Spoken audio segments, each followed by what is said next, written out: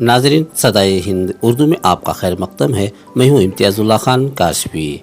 आज यहाँ केआरपुर विजनापुरा कांग्रेस कारकुनों ने कर्नाटका प्रदेश कांग्रेस कमेटी के जनरल सेक्रेटरी डी.के. मोहन बाबू के जन्मदिन के मौके पर मुबारकबादी पेश की और उम्मीद जाहिर की कि केआरपुर असेंबली हल्का के लिए डी.के. मोहन बाबू मुफीद साबित होंगे। इस खुशी में शरीक विजनापुरा कांग्रेस लीडर्स मुख्तार अहमद खान, सैयद अफरोज, नवाज, सुल्तान मिर्जा, नयाज वगैरह मौजूद रहे। ನನ್ನ ಹುಟ್ಟುಹಬ್ಬಕ್ಕೆ ತುಂಬ ಜನ ನನಗೆ ಶುಭಾಶಯ ಕೋರಿದ್ದಾರೆ. ಅವ್ರಿಗೆಲ್ರಿಗೂ ಯಾರ್ಯಾರು ಶುಭಾಶಯ ಕೋರಿದ್ದಾರೆ, ನನಗೆ ವೆಲ್ ವಿಶರ್ಸ್ ಇದ್ದಾರೆ, ನನ್ನ ಸ್ನೇಹಿತರಿಗೆ ಅವ್ರಿಗೆಲ್ರಿಗೂ ಧನ್ಯವಾದಗಳನ್ನ ಅರ್ಪಿಸ್ತಾ ಇದ್ದೇನೆ. ನನಗೆ ಹುಟ್ಟುಹಬ್ಬನ ವಿಜೃಂಭಣೆಯಿಂದ ಆಚರಿಸ್ಕೊಳ್ಳುವಂಥ ಒಂದು ನನಗೇನು ಅಷ್ಟು ಇಷ್ಟ ಆಗೋದಿಲ್ಲ. ಆದರೂ ಭಾಳಷ್ಟು ಸ್ನೇಹಿತರು ಶುಭಾಶಯಗಳನ್ನು ಕೋರಿದ್ದಾರೆ, ಅದಕ್ಕಾಗಿ ನಾನು ಧನ್ಯವಾದಗಳನ್ನ ಅರ್ಪಿಸ್ತೇನೆ. ಹಾಗೆಯೇ ಇವತ್ತಿನ ದಿವಸ ಕರ್ನಾಟಕ ರಾಜ್ಯದಲ್ಲಿ ಅಥವಾ ಇಡೀ ದೇಶದಲ್ಲಿ ಇವತ್ತು ಪರಿಸ್ಥಿತಿಗಳು ಬಹಳಷ್ಟು ಹದಗೆಟ್ಟಿವೆ. ಯಾವಾಗಲೂ ಭಾರತ ರಾಷ್ಟ್ರ ಅಂತ ಹೇಳಿದಾಗ ಕರ್ನಾಟಕ ರಾಜ್ಯ, ಅದರಲ್ಲೂ ವಿಶೇಷವಾಗಿ ಪ್ರಜಾಪ್ರಭುತ್ವಕ್ಕೆ ಒಂದು ಹೆಸರುವಾಸಿ ಆಗಿರ್ತಕ್ಕಂಥದ್ದು ನಮ್ಮ ಇಡೀ ಭಾರತ ರಾಷ್ಟ್ರ. ಇಲ್ಲಿ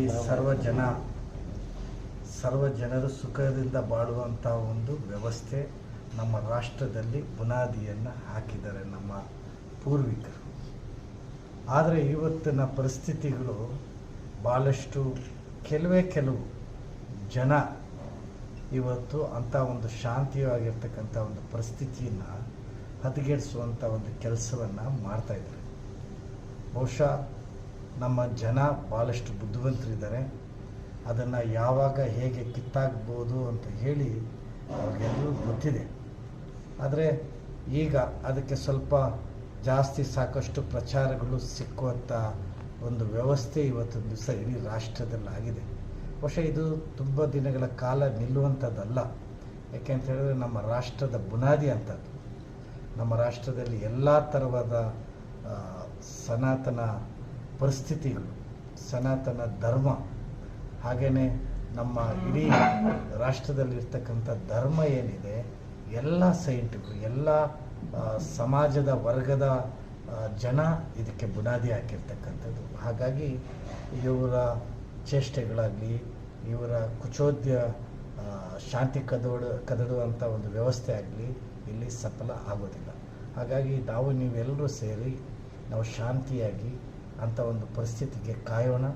ಇಂಥ ಕೆಟ್ಟ ಹುಳುಗಳು ಏನಿದೆ ಈ ರಾಷ್ಟ್ರದಲ್ಲಿ, ಅದಕ್ಕೆ ಉತ್ತೇಜನ ಕೊಡುವಂಥ ಒಂದು ವ್ಯವಸ್ಥೆಯನ್ನು ನಾವು ಮಾಡಬಾರ್ದು ಅಂತ ಹೇಳಿ ಕೇಳ್ಕೊಳ್ತಾ ನಾವೆಲ್ಲರೂ ನೆಮ್ಮದಿಯಾಗಿ ಬದುಕೋಣ ಅಂಥೇಳಿ ನಾನು ಪ್ರಾರ್ಥನೆ